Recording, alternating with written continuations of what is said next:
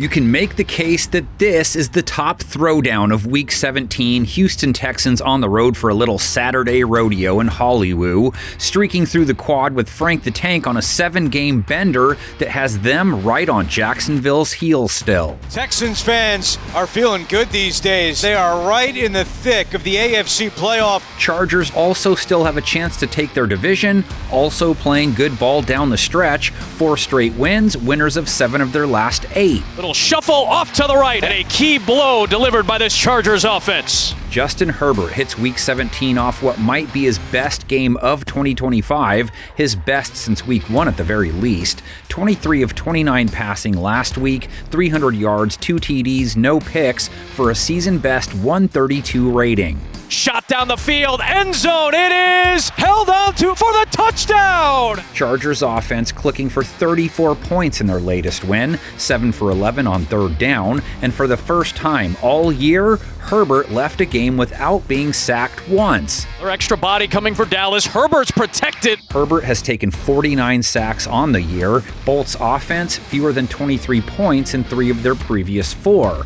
And then they got to eat at Alice's restaurant, going from the Cowboys' offense to Houston's defense, like fighting Jake Paul one week and then taking on Anthony Joshua the next. Geno is intercepted. The Texans defense strikes again. Houston's D, first in points per game allowed by a full 2 points now, third hardest to move the sticks on, but there were some cracks last week versus the Raiders. Picked Geno Smith off once, but also gave up 2 TDs to him, gave up over 8.5 yards per attempt to him on 16 of 23 passing, a 100-plus rating allowed. 3rd and 6, Genty down the field, he's open, stays on his feet, touchdown! Let Ashton Genty get away for a 60-yard receiving touchdown, also gave up 128 rush yards to him on 5.3 a carry. It's as good as he's looked against any defense this year. Trying to break it to the outside, he does. Ashton Genty still going. What a run! Well, Omarion Hampton hit at 5.3 a pop versus Dallas, 85 yards and a score. Here is Hampton.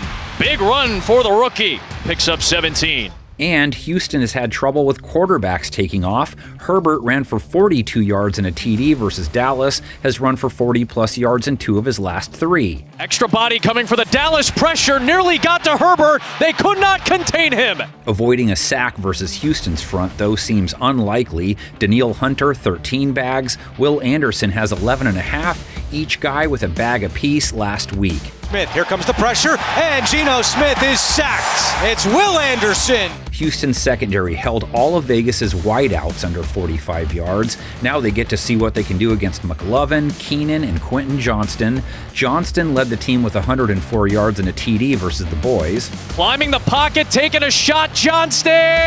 Inbounds for the catch! Had been a while since he had really left his mark on a game. Allen hasn't done much as of late either, 44 yards last week at least. Herbert fires over the middle. It is caught by Allen. So that should be enough for the first down, and indeed it is. But that's 8 straight games without topping 55 yards. Lad McConkey chipped in 43. Herbert's got a man. Down the sideline, McConkey for the touchdown. Same deal though, fewer than 45 yards in 5 straight. Not many big passing yard games from LA's offense lately, which they haven't needed luckily because their defense has been holding it down. How about fewer than 21 points allowed in 7 of their last 8 bouts? Held Dallas's high-scoring offense to 17. Here comes Owe chasing Prescott, who gets hit as he flings it down the field, incomplete. Secondary does enter a little wobbly, though. Gave up 244 yards to Dak Prescott. 2 TDs, didn't pick him off. Over 8 yards per attempt for a 116 rate. 10th play of this opening drive is a Prescott throw underneath and a touchdown for Dallas. Like the Texans, kinda out of character, being they are second to Houston in rating allowed for 2025. Gave up 130 yards and a TD to George Pickens, only sacked Dak once, though it was Tuli Tuipulotu who sealed the deal, 13th time he's done so this season. Well, time running out, though, and Prescott's going to get chased down and brought down by Tuli Tuipulotu. Chargers pass rush tied with Houston's at 41 for the year. These two defenses are both top shelf in most ways. Tuli and company trying to get to C.J. Stroud this week. He didn't take a single sack either last week and has only taken 3 in a game once in his last 6 outings. Didn't lead to big passing numbers, though. Early on in this game, trying to make C.J. Stroud uncomfortable, getting him to move his feet. Stroud finished the win with a sub-90 rate, only 187 yards. Offense only put up 23 points versus a pretty porous Raiders defense. Stroud with sub-90 rate games, 4 of his last 5. In turn, Houston's offense fewer than 24 points in each of those 4 games. Stroud throwing deep down the field and incomplete. Stroud ends up on his back. Nico Collins, the only Texan with more than 38 receiving yards versus Vegas. Jaden Higgins, 17. Dalton Schultz, 35 on 5 targets. Christian Kirk, 37 on 5 targets. Nico, 59, put him over a K for 2025. Taking a deep shot again for Collins. Adjustment! Collins delivers! Texans rush attack, only 83 yards versus the Raiders. Jawar Jordan, 53 of those, only 3.5 a carry. Couldn't follow his big debut with a big encore. Nick Chubb broke off a 30-yard run. That was about it. LA's front hasn't fared great versus the run, but they held Javonte Williams to 34 yards, just 3.8 per carry. Nothing doing there for Javonte Williams. That's Big Tier Tart. This is a playoff rematch from last year, of course. Texans won that one easily.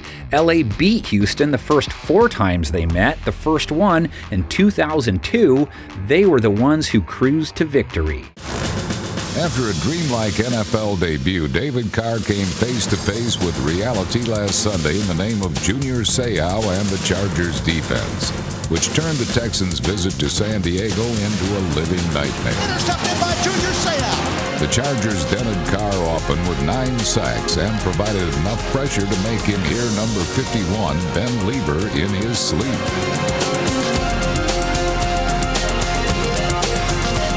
San Diego made Carr's road even bumpier by disguising their pass coverages, forcing the rookie's passes down one dead end after another.